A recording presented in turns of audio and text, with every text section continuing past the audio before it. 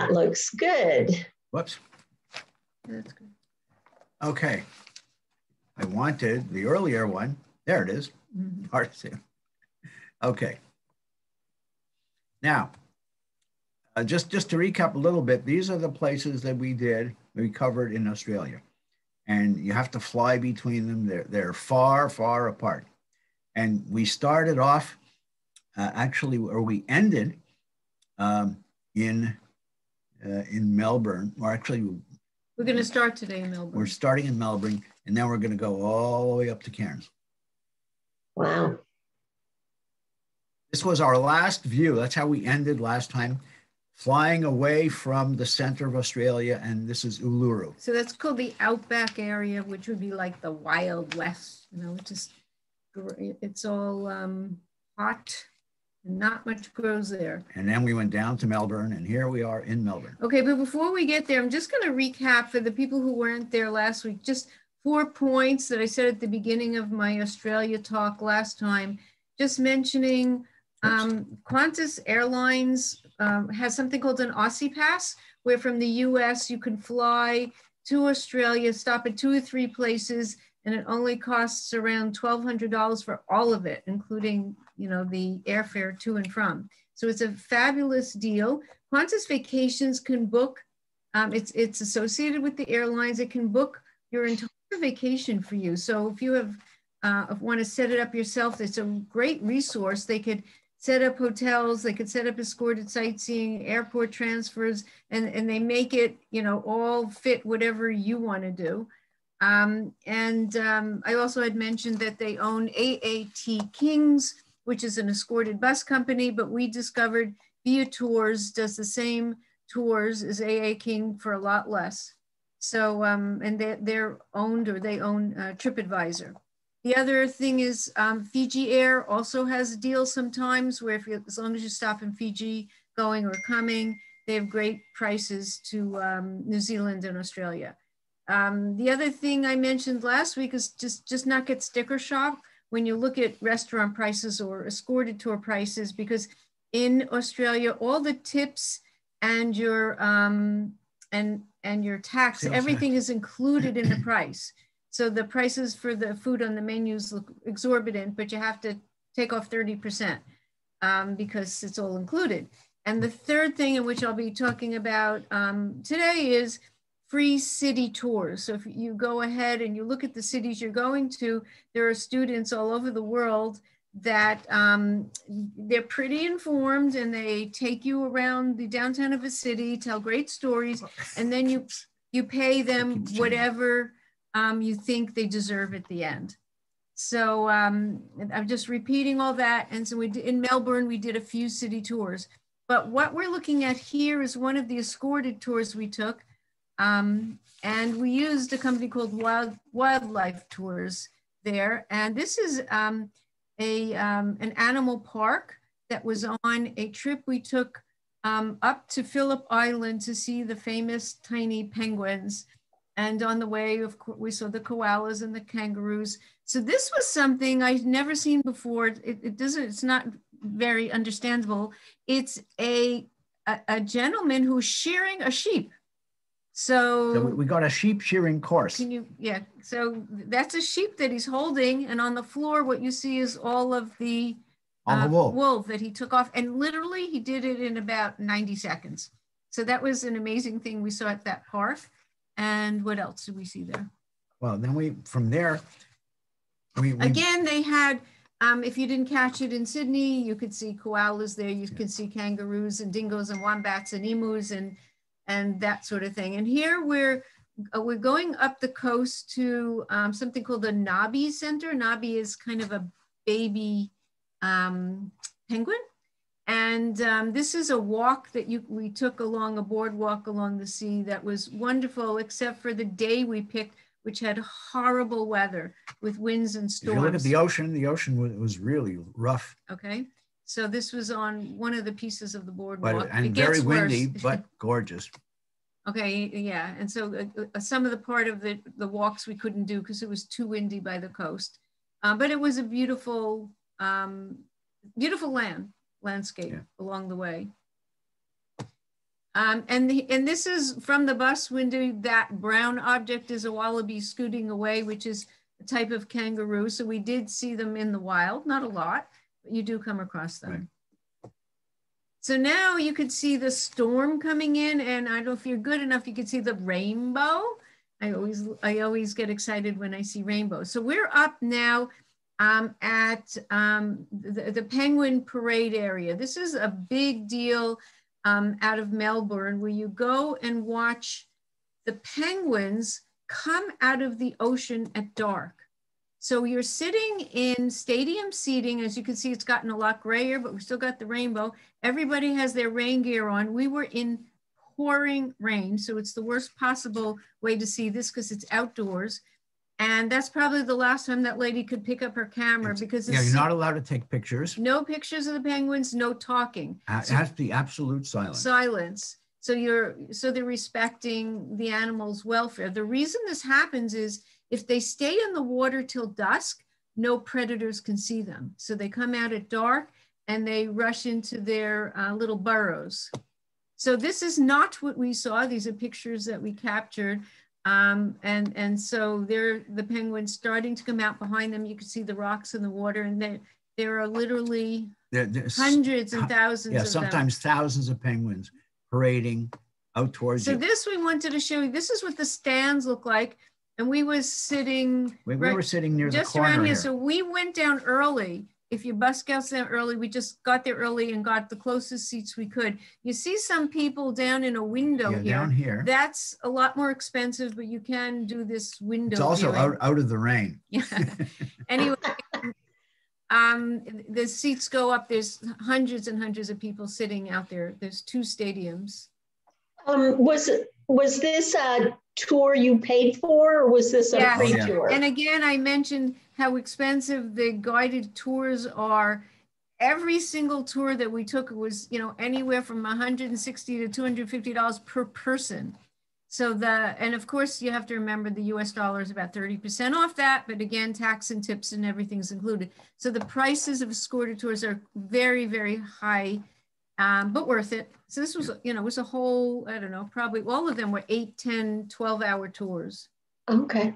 So this is what it looks like. You can see the crowds of penguins coming out. And the only picture that we took, is it the next one? Yeah.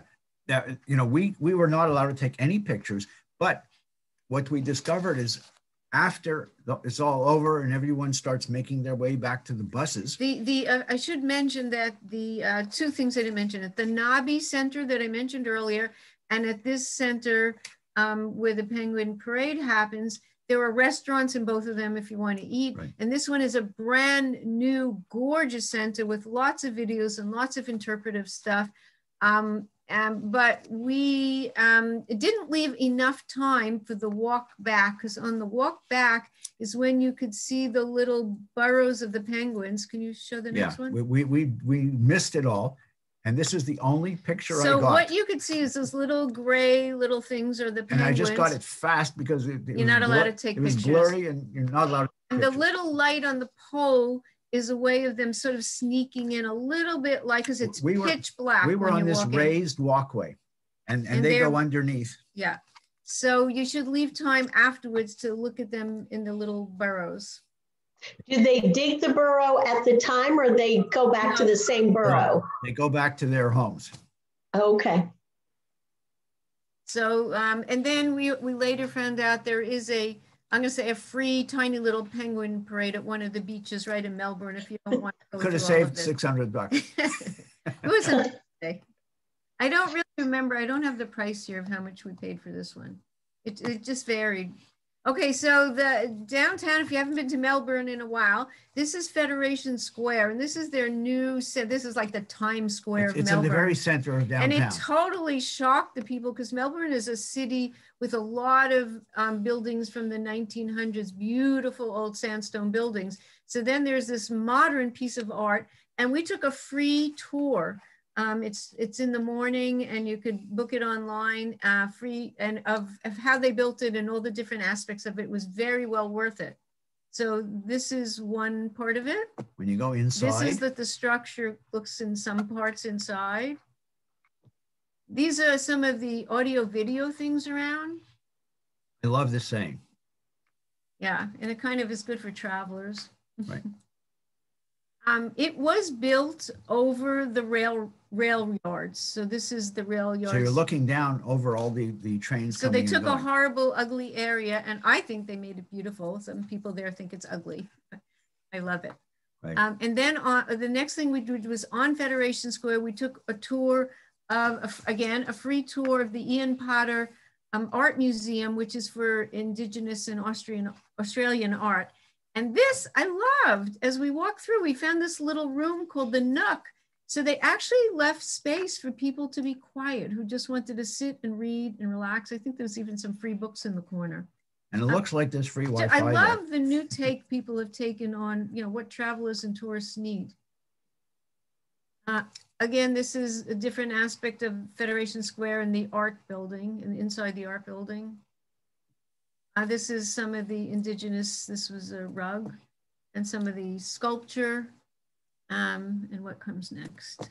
Okay, again, talking about modern, look what it says. You sit at the table, you scan the code, so then you could see their menu. Use your phone. You can see the menu, your cutlery is there, and everything is done sort of automatically. You place your order, you pay for it, everything right there from your phone, and they deliver it. So we just love the modern aspects that you find when you travel. Now, talk about, that was food, this is dessert. Can you see the white, can you point out where that white? This guy here. He's a robot. This is the guy who makes and serves your ice cream. This is an entirely robot run ice cream parlor right on Federation Square. Down here on the right side, you choose your flavor. You place your order right there. And that robot scoops it for you. There's no humans at all. Here is the guy. There's one guy who takes your order and scoops it, and this is the guy who delivers it. You can see the shape of his hands is like to fit a. And when you get, this is what it looks like. And it was around $9. That one little scoop of ice cream, but it was sure fun watching him do it. Yeah. I think you, okay, did we go to the tower afterwards? Okay, no, okay. No, so this is right near Federation Square. You can go across. The square is like almost on the river. So you can go across the river. There's an island across, and you could see the oldness of the bridge going across. But look in the back. Does it look like we're in Paris? And that's a bridge over the Seine. This is like a skeleton of the Eiffel Tower. Eiffel Tower. So reminiscences from other parts of the world. And up on top here, you can see the modern city. The skyline. Okay, we went across because Melbourne, we had learned, had been settled by Greeks. So when we were downtown, we kept looking for Greek food. We couldn't find it anywhere because what happened is over generations, they moved out to the suburbs.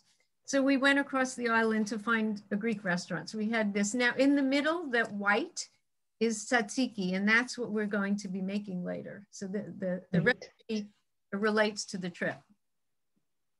Now, this is the things you don't see in guidebooks when you read them.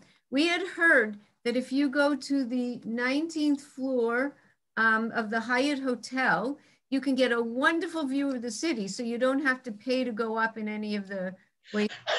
Go to the bathroom. You have to go to the bathroom. If you can see Stan, there's a sink over to his left there. And in the bathroom windows are gorgeous views of the city. So a free view of the city at the Hyatt Hotel.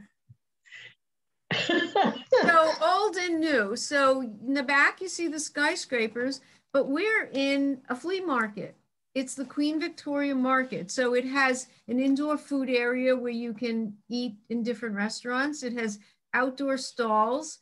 This is called a Korean twist potato. So imagine a big giant French fry it's curled all the way down. It's one potato. Tastes good. And then, yes, the last time people asked us about souvenirs.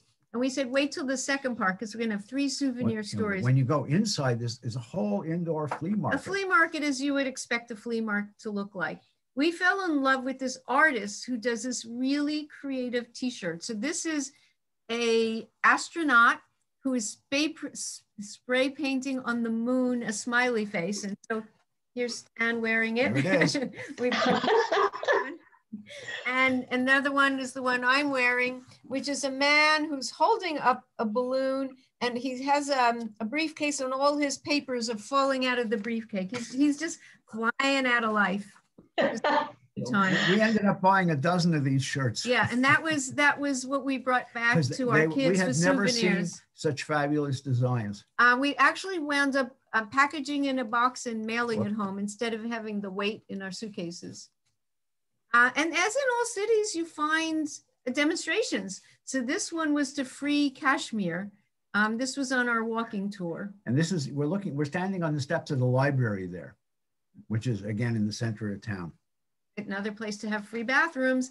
I wanted to talk a bit about how we got around. So they have in all of the middle of the city is a free transportation. No charge to get on any bus or train to get around the city. I love that idea.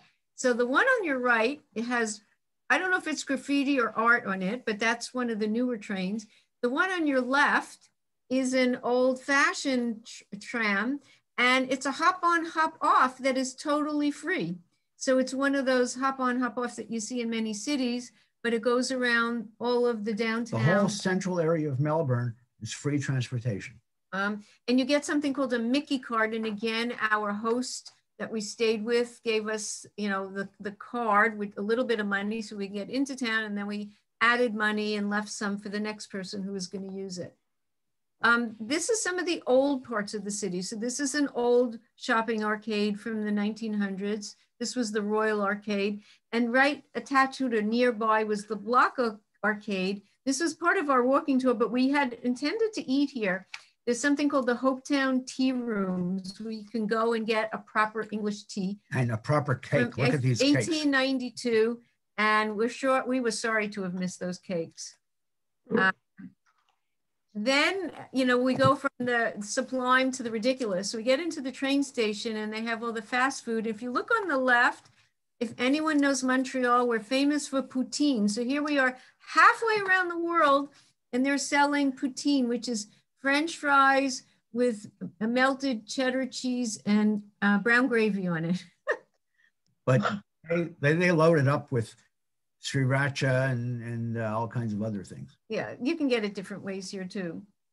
And then just around the city, some of the buildings we saw. I love this art supply store, how clever the design of that was. And this here, we love looking at stores that have great names, Weirdos. So that was one of the stores. Stan loved this building. So you look now, you can see the old and the new. If you look down below, those are the buildings from the 1900s, and above in the airspace, they built this beautiful modern building, and you could see there's a little bit of a salute in the brown wood to the buildings below. On the tour, the walking tour, we went through Chinatown. You could eat there if you'd like. And you know what, Sandra? Billy, yeah. Let me interrupt just because of the sequence. Yeah. Billy just wrote and said that the Hoosier Mall was next door to the old mall that you just showed. Okay, the beautiful colored one. We missed it. We were so close. Okay. So close. So these murals, the next picture is the murals we saw. So we went down some alleys, but it wasn't quite as decorated as the street that he went down. Beautiful artwork. I love artwork, so I was happy with all the murals. Okay, so now the next day, as I mentioned, we like when we go to a place and we'll stay 5 days a week, we'll take 1 day on, 1 day off, 1 day tours, 1 day in the city. So this was another day tour we took.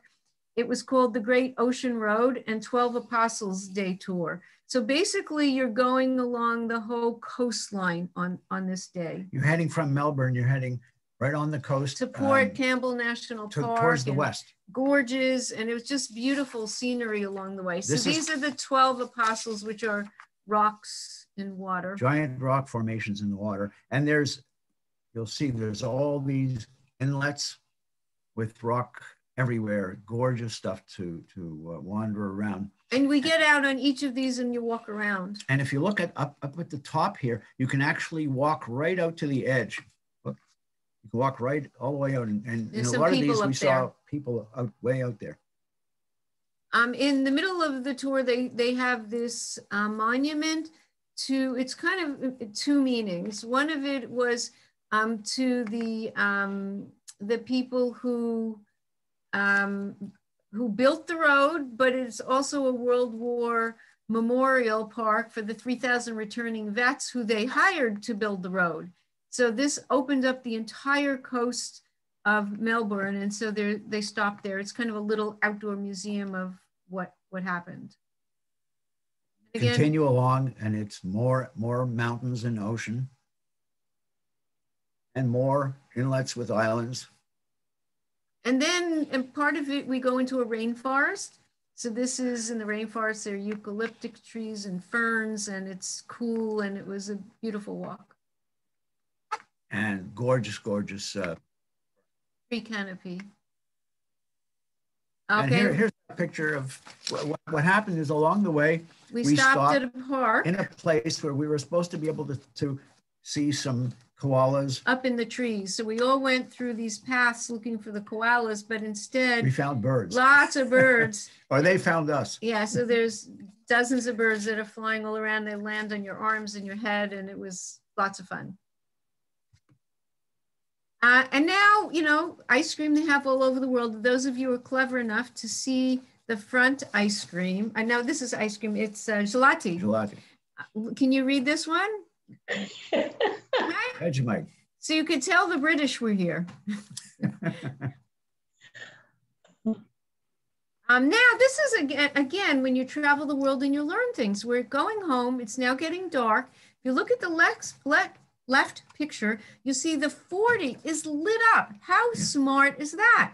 You could see the speed limit at night. And as it gets darker, each of the lanes. Every lane had its own speed limit. I mean, the speed limit is mostly the same, but it could be different, but it's all lit up. So the one on the left actually had a different You have no speed excuse for speeding if you could see the speed limits. Right. Okay. That was the end of Melbourne. Whoops. And then we flew to Cairns. All the way up to the top. Stayed with a travel group person again. And Cairns is the city where you can, Cairns and Port Douglas, where you can take the cruises out to the Barrier Reef. And this is where I have to do a little bit of talking about going to the Barrier Reef. I get seasick. So I never can take cruises and boats. Can you imagine a travel writer who gets motion sickness? So I was kind of unhappy. I knew it was like a 3-hour or something like that trip to get out there. So I, you know, very carefully did all my homework, looked up all the different tours and thought I had found the right tour. The one I found stopped on an island reef. So I felt, gosh, if I'm seasick on the boat, I could just go on the island, sit on the island, get my head straightened out. And the diving and the stuff they do is right from the island. You just walk into the water. So I figured, wow, that's going to be perfect for me. But then I had a conversation. Our host told me to speak to the people at the cairns.com.au, which is the tourist information center for the area, and ask my questions. And she totally dismissed my idea and said I wasn't thinking properly. I didn't know enough about boats and ocean and whatever. And the ship I was going to take it tips from side to side as you go. So it's way worse. And then you have to get off on a little boat. Then you're on an island in 120 degrees with no trees or anything for 3 or 4 hours. And so I would burn to death. So it wasn't a great option. Instead, I take Quicksilver. This is where you need information from people who live there and not read the TripAdvisor stuff.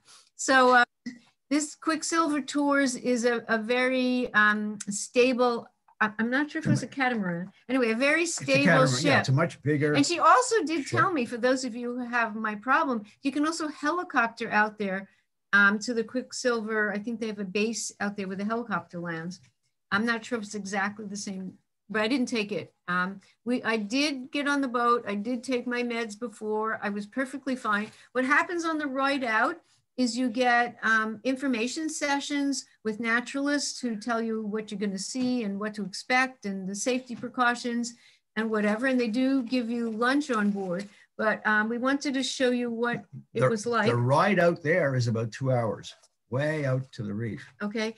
And are they glass bottom boats? Yes. If you don't want to if you don't want to go underwater, you have two options. You're absolutely right. One of the options are these tiny little submersibles, which maybe 10 people can fit in, and there are glass windows on both sides. So you're underwater in this little submarine that goes around the boat, around the ship.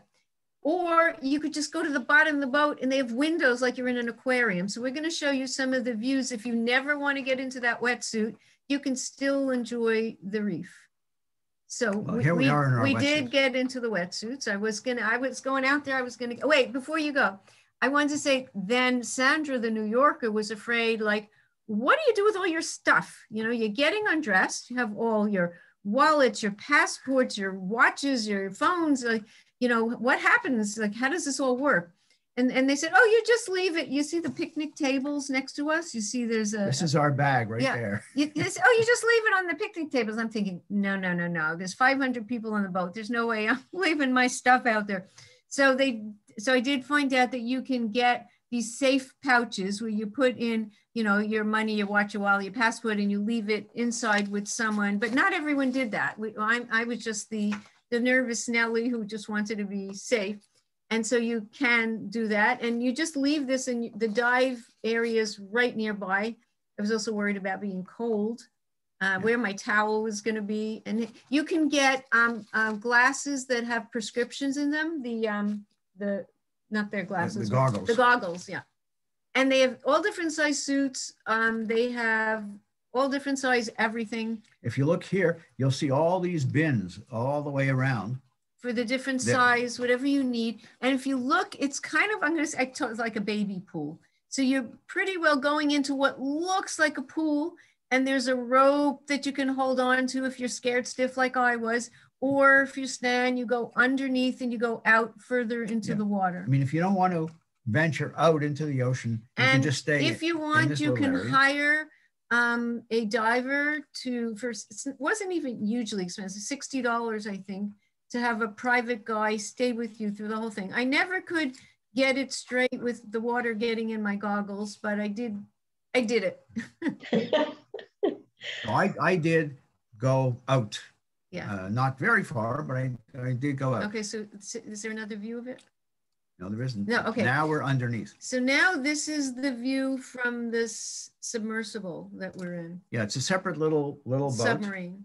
So you can see a lot just being in that little submersible.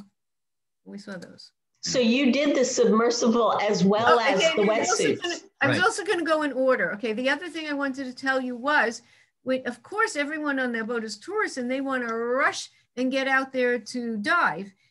So I figured I'm going to do it a little different. And what we did is we ate first, because again, you have to look at that schedule, and the lunch was only an hour and a half. And so we ate first, then we quickly got to the submersible. So we were in one of the first ones, and then we did the underwater room. And by the time we got to the outdoor platform, everyone was in the water already, and we got lots of help from all the people that were out there. So it worked well that way. So these are, and there's somebody coming up to the submersible from outside. There's a real diver. Okay, so that was the trip out to the reef. And now we're walking along the water in cairns. I love this idea.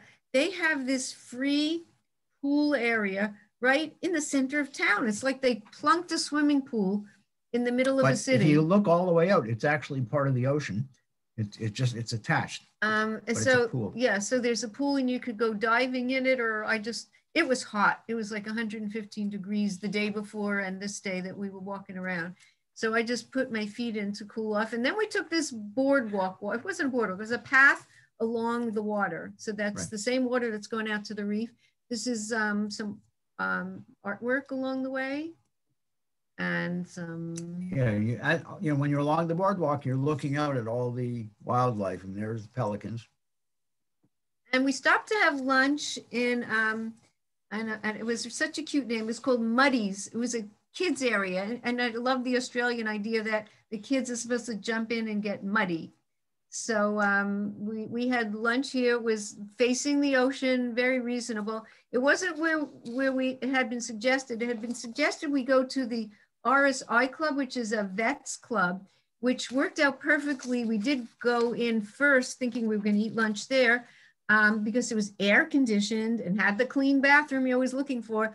And upstairs it had a little veterans exhibit. So we did go in there, but we didn't eat there. No, we just used the bathrooms and talked to some vets, and it was a tiny, you know, like a one-room exhibit.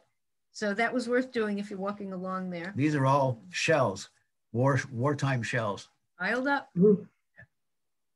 And then the next day, oh no, this was the pie picture. This is the same day as we're walking around downtown Cairns. You know, along the road, there were many very interesting shops and restaurants. And this is one of the ones. And I love that the main street was called Florence because that was my mother's name. And we also found a mall downtown that, I don't know what you have next. Yeah, before we get to this, we found a mall downtown where we went for souvenirs because this was the very end of our trip. And I try not to buy too much along the way because we had all those flights. And there's a chain from Japan that's called Daiso, D-A-I-S-O, and we try to find them wherever we are in the world if we can. We have seen them in San Francisco and places. There's one in Vancouver, Richmond, BC. Yeah, Vancouver. And so we found a Daiso in just a regular old 3-floor mall, and we picked up a lot of cute souvenirs there. So if you're anywhere in that part of the world, you can look for those stores. It's kind of like a high-end dollar store, you know, $1, $5, $6, $10, everything you can imagine. Anyway, so then further along. The next day we took another one of the escorted tours, and this was to Chapuki, which is an indigenous Disney-ish park. And then we were gonna take a rail up to Kuranda, which is kind of a hippie area. So this is in the indigenous park, and he was explaining, we learned about different boomerangs and spears and face painting and bush foods and medicine. You know, there are different places to stop along the trail. Yeah, all these little sort of covered huts or when they just have tops.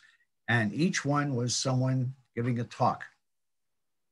Here. This was the medicines. And they talked about what everything is. And then this was a show they had. It's called The Art of My People. It told a bit of the history of their people. And this is a shop for didgeridoos. You can have one of the places. There were 2 guys playing the didgeridoo, and here you can actually try them out and buy one. This was up in Kuranda. Yeah.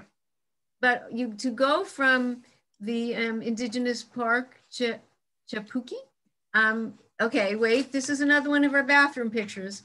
If those of you who have never been to Asia, when you go there and you try and find a bathroom, most of the people in bathrooms are on the floor. So it's just a hole in the ground, or it's a porcelain area, but it's on the floor. So people squat to use the bathroom. So when they get to areas that don't have that hole in the floor and they see our commodes, they squat on the commodes because that's what they're used to doing. So this is an explanation of how to use a bathroom. And the third picture that shows you the toilet paper is because in some countries, you're not supposed to throw the toilet paper into the toilet. There's a waste basket on the side because their pipes can't handle the paper. So here they're saying, use the toilet paper, throw it in the toilet. Right. So we love the instructions. So this is all part of the same day. So it would involve trains and sky rails and different pieces and parts like of this area outside of Cairns. From that little indigenous village, we went on to Kuranda, which is like an artsy village. Yeah, but there were stops along the way. This is one of the stops along the way, and you can yeah. see how prepared they are for tourists and to get as much media as they can, social media as they can. Again, beautiful park along the way before we were up at Kuranda. So you just go on this railroad and you get off different stops and some of the wildlife along the way. What, Kathleen, you look surprised? Well, the little babies. Yeah. Oh, yeah. They're not. Oh my gosh. Yeah, They haven't grown any fur yet. a feather. Oh. Yeah, so you just never know what you'll bump into. Kuranda, if you can imagine Haight-Ashbury in the 1970s, and you transplant it to Cairns, Australia, it's north of Cairns, at Kuranda, and here's a hippie guy in his truck selling tropical fruit ice cream, and everybody lines up for his yummy ice cream, as we did. It's all homemade and very tasty. Yeah. And another hippie. Okay, so it's a village of hippies. It's a village of little huts and people selling tie-dyed stuff and jewelry and records, and as if you were transported back 50 years in time. And yeah, some of the artwork on the walls. And there's a piano. I'm sure somebody sits down and plays honky tonk, you know, day and night. Not while we were there. Even the benches are handmade. So it was a pretty area to wander through. We had lunch there and, you know, walk through the shops. Now going home, and then you take a train took this old, you know, rickety rail train back. That was fun. We met a young couple and had a nice chat all the way back, and you could see how hot and tired I was. Okay, so this is our last night in Cairns, and we're staying with a host family. And all we want to do after this very hot, tiring day is get into bed for our 4 a.m. We have to be at the airport. Flight to Fiji. Flight to, anyway. And she says, well, why don't you come out for dinner with us, which we had really no intention to doing. So she's trying to make it exciting. She says, I know how to line dance, and we're going to go to a bar where we can line dance. Well, of course we said yes, because who's going to do this? And here we were, as if we were plunked down into the U.S. South, Western bar, Western bar, playing only country Western music, and all of these Australian women. And they're wearing cowboy hats and cowboy boots and dancing to cowboy music. Right. And we thought like we had, you know, landed on another planet, but we were still in Australia. And that couple was so nice. They got up at 4 in the morning and drove us to the airport. So we flew. Okay, wait, before we flew, we had to put in this picture for you, because this is what we're telling you to do. Just screw it and do it. And that's a living wall, they call it, where they grow greenery on a wall. Yeah. Okay. Then we actually went we had to fly to Brisbane early in the morning, because that's where the flight to Fiji was. And you can see where Fiji is. This is down at the bottom here. This is New Zealand. So it's actually way north and a little bit east of New Zealand. Around maybe a 3-4 hour flight. But the reason was a few reasons. Of course, we always wanted to go to a Polynesian island, and Tahiti was way more expensive than Fiji. And we were lucky enough to find, and this is something I'm going to tell you to look for when you pick hotels in some of these places. We found a hotel that was renovating, and when they renovate hotel, they give you really good prices on the other rooms. And so we got a wonderful price at a Sofitel hotel, which is a nice brand of French hotels. And so half the hotel was under construction, and our half was just fine. The reason we also wanted to stop is we had just been for 6 weeks on the road. We were tired, and I wanted to go someplace where I could just sit and not move. So this was the perfect way to catch our breath after the end of it. We stayed 3 days. This was the lobby when you come in, and so you can see the flowers that are grown locally. And then you could see Stan, I think in the next picture, that's Fiji. Now here's something strange. You see the water, and now you have a hotel with hundreds of people staying there, families. And I'm thinking, there's no one in the water. And we didn't think about this. And we walked at one point on that beach all the way up past 4 or 5 other hotels with our feet in the water. And we walked all We never along. saw anybody We swimming. never saw anyone swimming. Never but everyone was in the pools. So we figured, well, isn't this strange? So one day the hotel had different free activities and things you could do. And I took a walk with the kids to learn how to find coconuts and get them off the trees and break them open. And I was talking to some of the moms and they said, oh, we would never go in the water because it could be a red tide and then we'll all get, you know, what do you call skin diseases from the red tide. Well, who would ever know? You go to different parts of the world, there's things you don't even know to think about or look for. So I didn't get anything on my feet. I survived it. But it was very strange to see all that beautiful water and nobody in it.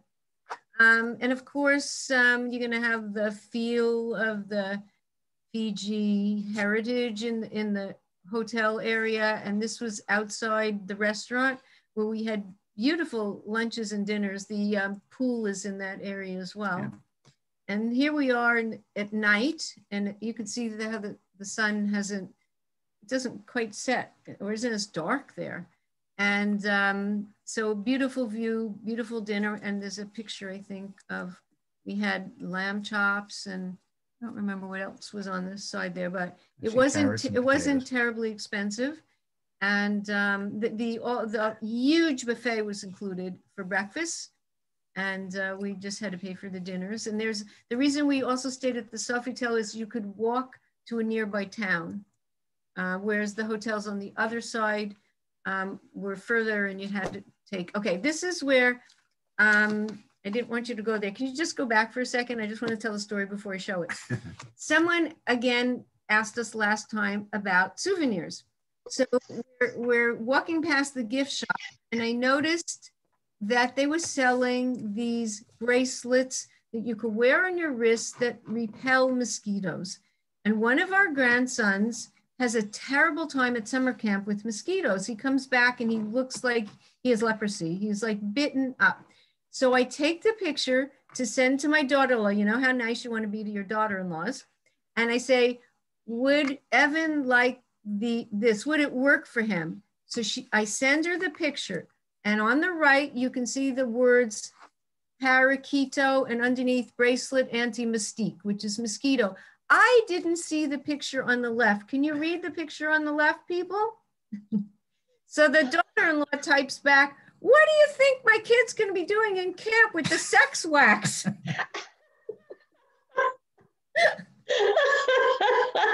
Be careful when you take pictures and notice what's in the background of your picture.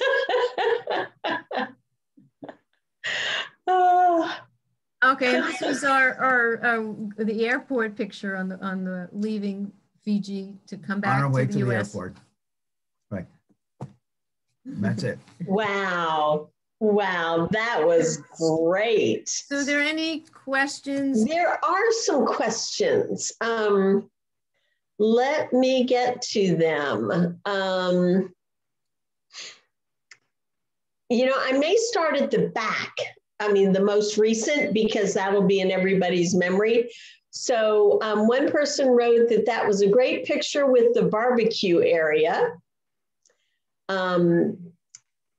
And that was from Nozet. Yeah, they're neighbors of ours. Oh, that's right. That's right. Yeah. You'll notice Stephen Phillips down there. That's Sandra's brother.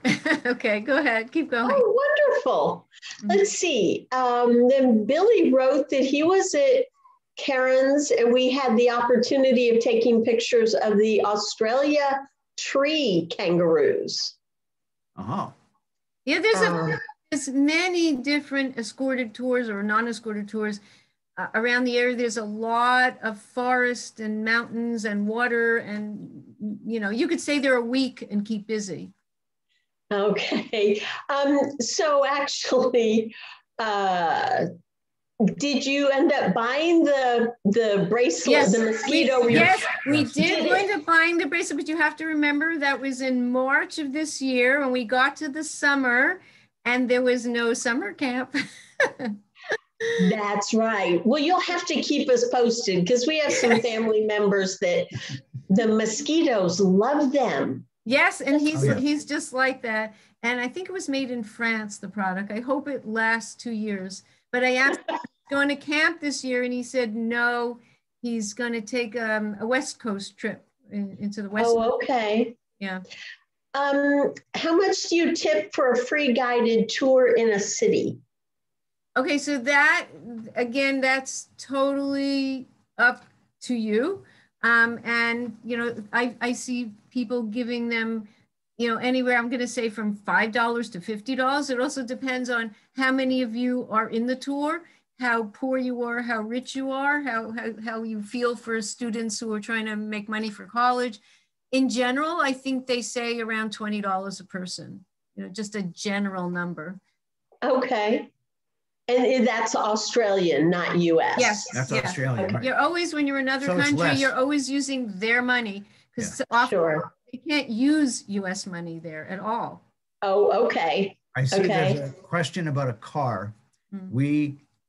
We did not rent a car at Because all. you drive on the other side of the road, and we really wanted to come back alive.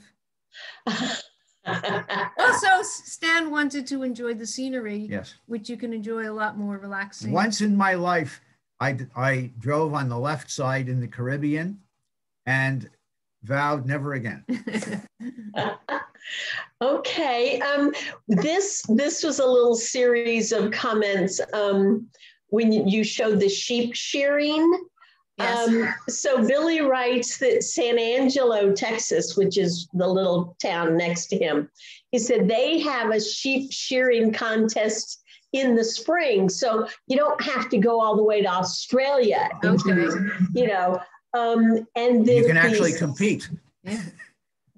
Well, and the San Angelo Festival also includes the running of the sheep. Oh. Now, I don't know if that's actual or if Jack made that up. No, Okay. like in Paloma, Spain, where they have the running of the bulls. The bulls. Yeah. It's just a great deal safer and Yeah. more comfy if a Yeah, if you bump into them, it's all soft and cozy instead of getting some what do you call it, stuck in your back? Horns. Yeah. Right. David Palmatier wanted to know, was this a tour or free? And was it a full day or night trip? Which Okay, we planned the entire trip ourselves using resources there. So the tours we took on buses, you know, we paid tour companies for it. We planned out our days. We planned out our, you know, our people taking us back. You know, we took Ubers back and forth to airports. So we kind of were on our own, but we got help when we stayed with the you know, the Evergreen Club people in the cities who helped tell us what we should be doing and making suggestions and whatever. So it was on our own mostly, except for the escorted tours that we paid for. Okay. Does anybody else have any questions?